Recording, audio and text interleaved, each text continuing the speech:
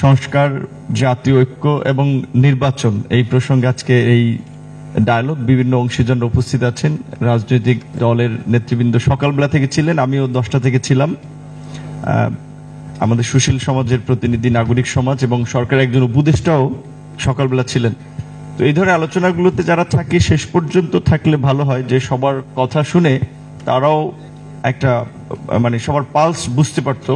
কিন্তু নামাজে আগে অনেকে চলে গিয়েছেন। যাই হোক, তো আজকে এখন এই ফোরাম ফর বাংলাদেশ স্টাডিজ এর আয়োজনে যে তিনটা বলা চলে যে শব্দের মধ্য দিয়ে আজকের এই আলোচনার বিষয়বস্তু আমাদের সামনে তারা তুলে ধরেছে, যে সংস্কার, ঐক্য এবং নির্বাচন।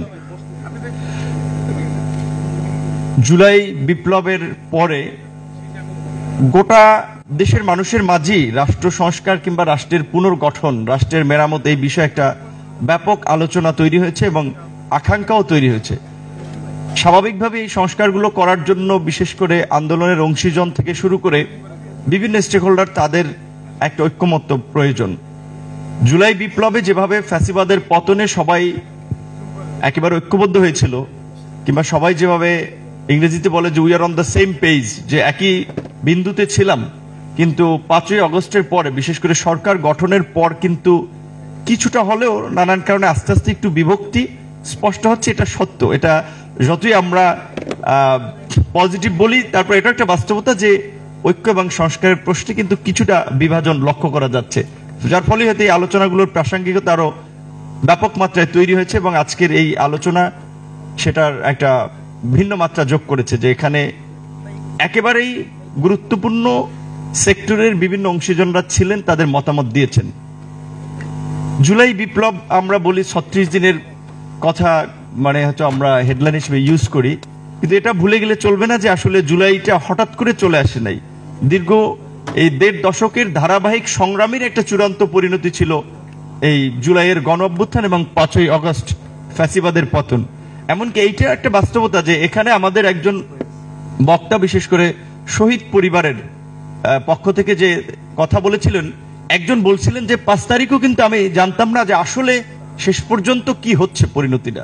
তো স্বাভাবিকভাবেই 5 তারিখের যদি এরকম একটা পরিবর্তিত পরিস্থিতি না হতো, আমরা এখানে তো আসতে পারতাম না, বসতে পারতাম না, আলোচনাও করতে পারতাম না। যেটা বিএনপির মহাসচিব বলছিলেন যে আমার এখানে একটা প্রোগ্রাম ছিল, বিএনপির মহাসচিব হিসেবে না, কৃষিবিদদের একটা প্রোগ্রাম, সমস্ত কিছু আয়োজন ছিল, কিন্তু তার সেই প্রোগ্রামও এখানে করার জন্য অনুমতি দেওয়া হয় নাই। তো আজকে এই পট পরিবর্তন না হলে আমাদের অনেকে অলরেডি তো জেলে চলে গিয়েছিলাম। আমরা 19শে জুলাই আমি গ্রেপ্তার হয়েছিলাম। এখানে জহিরুদ্দিন স্বপন ভাই আছেন, আরো অনেকে আছেন, সকালবেলা ছিলেন যারা জামাতের সেক্রেটারি জেনারেল, উনি বক্তব্য রেখেছেন, ওনারা জেলেই ছিলেন। কাজে আমাদের হয়তো কয়েক বছর অন্তত জেলেই পচে দিন শেষ করতে হতো। আজকের একটা পট পরিবর্তনের ফলে গোটা মানুষ একটা পরিবর্তিত পরিস্থিতি পেয়েছে, এখন মন খুলে কথা বলছে, রাষ্ট্র সংস্কারে আলাপ তুলছে। আমরা গত 16 বছর যে চিত্রটা দেখলাম, আরো সকালের একজন বক্তার কাছ থেকে উঠে এসেছে যে ক্ষমতা এককেন্দ্রিক হয়ে গেছে, এক ব্যক্তি কেন্দ্রিক। তো সেই এক ব্যক্তি কেন্দ্রিক বা এককেন্দ্রিক ক্ষমতার বিকেন্দ্রীকরণের জন্য আসলে যদি আমরা কার্যকর কিছু সংস্কারের পদক্ষেপ না নেই, দীর্ঘদিন ধরে আমাদের আলোচনা হচ্ছে আমাদের সংবিধানের 70 নম্বর অনুচ্ছেদের কথা, সংস্কারের কথা, প্রধানমন্ত্রী এবং রাষ্ট্রপতির ক্ষমতার একটা ভারসাম্যের আনয়নের কথা, এবং আমাদের যে ল মেকাররা, যারা সংসদ সদস্যরা, দেখা যায় 1 লাখ টাকার ধরেন আপনার একটা পাবলিক টয়লেট উদ্বোধন করতে যাচ্ছে, সেটার জন্য 2 লাখ টাকা খরচ করছে ওই উদ্বোধনী অনুষ্ঠানের জন্য। এমপি সাহেব আসবে, এই জন্য রাস্তাঘাট যদি খারাপ থাকে সেটা মেরামত করা, তারপরে ব্যানার, ফেস্টুন, আরো আয়োজন তো অনেক ধরনের। টিওনো সাহেব তার কাজ রেখে, ওসি সাহেব তার কাজ রেখে 1-1.5 লাখ টাকার একটা ছোট, কিংবা ধরেন 5-7 লাখ টাকার বা এরকম ছোট একটা রাস্তা উদ্বোধন করা ছোট, এই কাজটা তো এমপির হওয়া উচিত না। সেক্ষেত্রে এখন দ্বিকক্ষ বিশিষ্ট পার্লামেন্টের কথা আসতেছে, দ্বিকক্ষ বিশিষ্ট পার্লামেন্ট হবে। বিএনপি সহ আমরা যারা যুগপৎ আন্দোলন করেছিলাম তারাও একটা 31 দফা দিয়েছি, সেখানেও আছে, কিন্তু কি প্রক্রিয়ায় হবে সেটা কিন্তু বলা নাই। আমাদের দলের পক্ষ থেকে আমরা সংস্কার কমিশনের কাছে একটা প্রস্তাবনা দিয়েছিলাম। এটা আমরা 2000, বিশেষ করে এখানে একটু বলতে হয় যে 2018 সালের এই কোটা সংস্কার আন্দোলনের পরে আমরা যখন দেখেছি যে আসলে এই কোটা সংস্কার আন্দোলনের পরে যখন 2019 সালে ডাকসু নির্বাচন হলো, সেখানে স্বাভাবিকভাবেই দেশের মেধাবী ছাত্ররা, তরুণরা গতানুগতিক রাজনীতির বাইরে আমাদেরকে ভোট দিয়ে নির্বাচিত করলো। এবং এটা তো সবাই বলছিল যে দীর্ঘদিন ধরে তরুণরা রাজনীতি বিমুখ। আমরা যখন ওই জায়গাটাতে সমর্থন পাচ্ছিলাম, তখন আমাদের কাছে মনে হয়েছে যে বিকল্প রাজনীতির প্রতি তরুণদের একটা আগ্রহ আছে, যার ফলে আমরা একটা দল করলাম। সেখানে 2021 সালে কিন্তু আমরা ঘোষণা দিয়েছিলাম যে আমরা এই যে ক্ষমতায় যেই যায়, ক্ষমতাকে কুক্ষিগত করার জন্য সংবিধান সংশোধন থেকে শুরু করে সকল প্রকারের কালাকানুন তৈরি করা, যেমন আমরা বিশেষ ক্ষমতা আইনের কথা বলছি, এটা 74-এর বিশেষ ক্ষমতা আইন। এটা তো এর আগে একাধিক গভর্নমেন্ট ছিল, কেউ কি এটা চেঞ্জ করেছে? কিংবা র্যাবের কথাই বলি, র্যাব আজকে বিলুপ্তির কথা ধরেন বিএনপির পক্ষ থেকে দাবি জানানো হয়েছে, কিন্তু বিএনপি তো ক্ষমতায় থেকে এই র্যাবটা গঠন করেছিল। তখন কিন্তু আওয়ামী লীগ এটা নিয়ে আবার বলেছিল যে র্যাব বিরোধী দল নির্মূলে ব্যবহার করা হচ্ছে, তখন বিএনপি সেটা কর্ণপাত করে নাই। আবার বিএনপি যখন সেটার ভিকটিম হয়েছে, তখন আওয়ামী লীগ কর্ণপাত করে নাই। এখন বিএনপি বলছে র্যাব সংস্কারের কথা, এটা ভালো, কিন্তু এই রকমের অনেক ধরনের কালাকানুন আছে যেগুলো যারা সরকারে ছিল, সরকারে গিয়ে আসলে কেউ শেষ পর্যন্ত পরিবর্তন করতে চায় না। অতীতের কর্মকাণ্ডগুলো অনেক ক্ষেত্রে তাই দেখা যায়।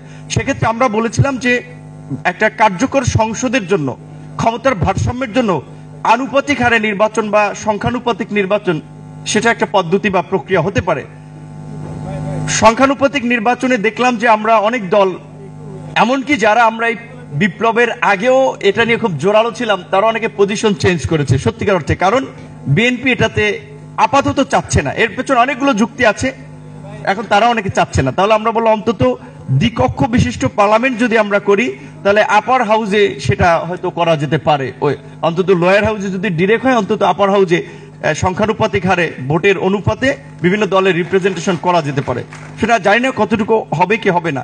এবং ইতিমধ্যেই সংস্কার নিয়েও যে ধরনের দ্বিধা দ্বন্দ্ব এবং দ্বিমত তৈরি হয়েছে, তাদের সরকার উপদেষ্টারাও বলছে যে আমরাও একটু অস্বস্তি বোধ করছি, কিংবা তাদের কাজে বিঘ্ন ঘটছে। স্বাভাবিকভাবেই এরকম একটা অস্থির সময়ে একটা সরকার গঠিত হয়েছে, এখনই যদি তাদের উপরে চাপ তৈরি করা হয় যে আর্লি ইলেকশন, তাদের তো স্বাভাবিকভাবে ওইখানে একটা চাপ থাকে। যেটা আমাদের আরেকজন উপদেষ্টা আদিলুর রহমান সাহেব বলেছেন যে আমরা শুধুমাত্র একটা পরিবর্তন করে আপনাদের দায়িত্ব শেষ হয়ে যায়নি, এখন অনেক ধরনের ষড়যন্ত্র চলছে। আপনাদের প্রতিরোধ করার যে প্রচেষ্টা, সংস্কারের পাশাপাশি প্রতিরোধের জন্য প্রস্তুত থাকতে হবে, চোখ কান খোলা রাখতে হবে। এই যে সচিবালয়ে যে ঘটনাটি ঘটে গেল, আমি দেখেছি ফ্লোরের যে অবস্থা, তাতে মনে হয়েছে এখানে কোনো বিস্ফোরক থাকতে পারে। যে অবস্থা, এটা নর্মাল অগ্নিসংযোগে এরকম হয় না, পলেস্তারা উঠে যায় না। তো সেই ক্ষেত্রে আমরা অনেক ধরনের আরো তো অস্থিরতা দেখতে পাচ্ছি। আমাদের প্রতিবেশী রাষ্ট্রের যে অসহযোগিতাপূর্ণ মনোভাব, সেক্ষেত্রে আমাদের একটা জাতীয় ঐক্য খুবই প্রয়োজন। কিন্তু জাতীয় ঐক্যে আমি স্পষ্টতই কিছুটা বিভাজন দেখতে পাচ্ছি। অনেক রাজনৈতিক দলই মঞ্চে এক রকমের কথা বলে, ভিতরে আরেক রকমের কথা বলে। এখানে এক ধরনের কথা বলে, বাট পলিসি লেভেলে যখন তাদের মধ্যে আলাপ আলোচনা হয়, ক্ষমতার ভাগ বটারা কেন্দ্রিক আলোচনা হয়, সেখানে আবার তাদের টোন টিউন আমি ভিন্ন রকম দেখি, শুনি। সেক্ষেত্রে যেটা আমাদের প্রধান উপদেষ্টা বলেছে যে ন্যূনতম সংস্কার যদি আপনারা চান, তাহলে আগামী বছর শেষের দিকে একটা ইলেকশন হতে পারে, তাহলে ন্যূনতম কিংবা এর চেয়ে যদি আমরা ধরি মাঝারি ধরনের সংস্কার ক্ষেত্রে আমরা কি কি সংস্কার মিনিমাম চাই। আমরা একটা জবাবদিহিতামূলক আইন শৃঙ্খলা বাহিনী চাই। এখন যেভাবে পুলিশ কিংবা প্রশাসনে অনেকে আবার একেবারেই প্রো বিএনপি জামাত হয়ে যাচ্ছে, তো সবাই দাবি করছে যে তারা বঞ্চিত। তো তারা যদি আবার আরেকটা রাজনৈতিক দলেরই প্রশাসনে থেকে প্রতিনিধিত্ব করতে চায়, তাহলে এই প্রশাসন তো হাসিনার প্রশাসনের চেয়ে বেটার কিছু হবে না। আপনি দেখেন ডিসিএসপি, ওসি, ইউনো, দেখেন এখনই কোনো ক্ষেত্রে তারা স্পষ্টত বিশেষ কোনো রাজনৈতিক দলের পক্ষে অবস্থান নিয়ে নিচ্ছে। এখন ইন্টারিম গভর্নমেন্ট যদি তাদের অবস্থানটা এটা হয়, 1.5 বছর যেতে কিংবা 1-1.5 বছর পরে ইলেকশন হলে তারপরে কি হবে? এই প্রশাসন দিয়ে আপনি জবাবদিহিতামূলক ব্যবস্থা কিভাবে আশা করবেন? কিভাবে জনবান্ধব কর্মকাণ্ড আশা করবেন? সে তো আবার ওই আগের যারা ছিল আওয়ামী লীগকে খুশি করে তাদের নেতাদের সাথে দফা করে তারা প্রশাসন চালিয়েছে, সামনের পরিস্থিতি তাই হবে। প্রশাসনের উপরে যেন রাজনৈতিক দলের খবরদারি কিংবা সরকার, এটা তো একটা প্রতিষ্ঠান, সুতরাং সরকারের এমপি কিংবা মন্ত্রী চাইলে একজন ইউনোকে চাকরিচ্যুত করতে পারলো, এই ব্যবস্থা যেন না থাকে সেটাও নিশ্চিত করা দরকার। সেজন্য প্রশাসনের একটা কার্যকর সংস্কার এবং প্রশাসনের পদোন্নতির ক্ষেত্রে রাজনৈতিক বিবেচনা। আপনারা জানেন যে সচিব হচ্ছে এখন অনেকে, যারা অবসরে চলে গিয়েছিল তাদের ভেরিফিকেশন হচ্ছে। অর্থাৎ তারা যদি ধরেন আমাদের এই আন্দোলন সংগ্রামের স্পিডের পক্ষের লোক হয়, তাদেরকে আমরা পদোন্নতি দিচ্ছি। রাজনৈতিক সরকার এসে কি করবে? রাজনৈতিক সরকার কি তার বিরোধী এখন তো আওয়ামী লীগ নাই, আওয়ামী লীগ হাওয়া। এখন তো আমরা বিরোধী দলগুলো আছি, তাহলে এখানে একটা পক্ষ সরকার গঠন করবে, আরো অনেকগুলো পক্ষ বিরোধী হবে। তাহলে রাজনৈতিক সরকার যদি এই ভেরিফিকেশন করে, সে কি দেখবে যে তার মতের লোক আছে কিনা, না হলে তাকে সচিব পদে পদোন্নতি দেওয়া হবে না, জয়েন্ট সেক্রেটারি করা হবে না। তো এই যে আমলাতন্ত্রের খালি দোষ দিচ্ছেন, আমলাতন্ত্রকে তো করাপ্টেড কিংবা পলুটেড তো রাজনীতিবিদই আমরা করে দিচ্ছি। সেখানে এই আমলাতন্ত্রের সংস্কার ছাড়া জবাবদিহিতামূলক কিংবা জনবান্ধব প্রশাসন সম্ভব নয়। নির্বাচনের প্রশ্নে 91-90 কথা ধরেন, 3 জোটের রূপরেখা ছিল, 2 দলই ক্ষমতায় ছিল, কেউ কি রেখেছিল কথা? রাখে নাই। সেক্ষেত্রে নির্বাচনী ব্যবস্থার প্রশ্নে যেন আমরা একটা নির্বাচনকালীন সরকার নিয়ে ঐক্যমত্যে পৌঁছাতে পারি, যে নির্বাচনের সময় আমার কি ধরনের সরকার হবে, এবং এটা সংবিধানের প্রয়োজনে ইনসার্ট করা, যে সেটার একটা এই সরকারের মাধ্যমেই আমরা একটা ঐক্যমত্যে পৌঁছাতে পারি নির্বাচনকালীন সরকার বিষয়ে। এবং নির্বাচন কমিশনের স্বাধীন ক্ষমতা শক্তিশালী করার বিষয়ে অনেকদিন ধরে আলাপ আলোচনা আসছে। সেক্ষেত্রে কি কি পদক্ষেপ নেওয়া যেতে পারে, সেই বিষয়গুলো এখন তো এই সরকারের মাধ্যমে অন্তত আমরা করতে পারি।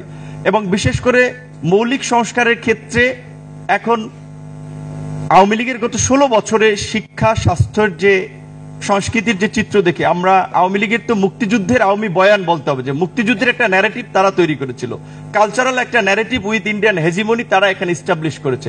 সেক্ষেত্রে আমরা যদি এখানে এটার একটা কাউন্টার পজিটিভ ন্যারেটিভ তৈরি না করতে পারি, আমাদের একটা নিজস্ব বয়ান যদি তৈরি করতে না পারি, আবার আওয়ামী লীগের যতই আমরা ঠেকাতে চাই না কেন, আওয়ামী লীগের পুনর্বাসন হবে। আর আওয়ামী লীগের পুনর্বাসন হলে আওয়ামী লীগ যদি আসে, সেটা খুব ভয়ঙ্কর রূপে আসবে। সেটা এখন আসুক, 2 বছর পরে আসুক, আর 5 বছর পরে আসুক। তাই আমি সকলকে অনুরোধ করব, নির্বাচনের চ্যাপ্টারটা আমরা আলাপ আলোচনার মধ্যে দিয়ে একটা টেবিলে রাখি, এটা নিয়ে পাবলিকলি খুব বিতর্ক বা পাবলিকলি নিয়ে না আসি যে আবার আন্দোলনই করা লাগবে ভোটের জন্য, নির্বাচনের জন্য। আন্দোলন তো কিছুদিন আগেই করলাম, আমরা সবাই বলছি, উইথ বিএনপি চেয়ারপারসন, জামাতের আমির, সবাই বলছি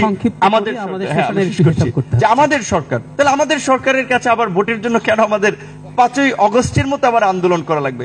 এই দৃষ্টিভঙ্গি পরিবর্তন করে এখন জাতীয় ঐক্যমত্যের ভিত্তিতে সংস্কারটা করা আমাদের জরুরি। তার জন্য যে সময়টা দরকার, আমার মনে হয় এখানে রেজওয়ান আপাকে আমরা দেখতে পাচ্ছি, আদিল ভাই ছিলেন, সুনির্দিষ্টভাবে তাদের একটা মেয়াদ উল্লেখ করা দরকার, যে এই সংস্কারগুলো যদি আপনারা চান তাহলে 1 বছর কিংবা 2 বছর, এবং এই 1-2 বছর আমাদের সরকারকে নিয়ে কোনো কোশ্চেন না করে তাদেরকে সহযোগিতা করে সংস্কারটা সফল করা দরকার। ধন্যবাদ।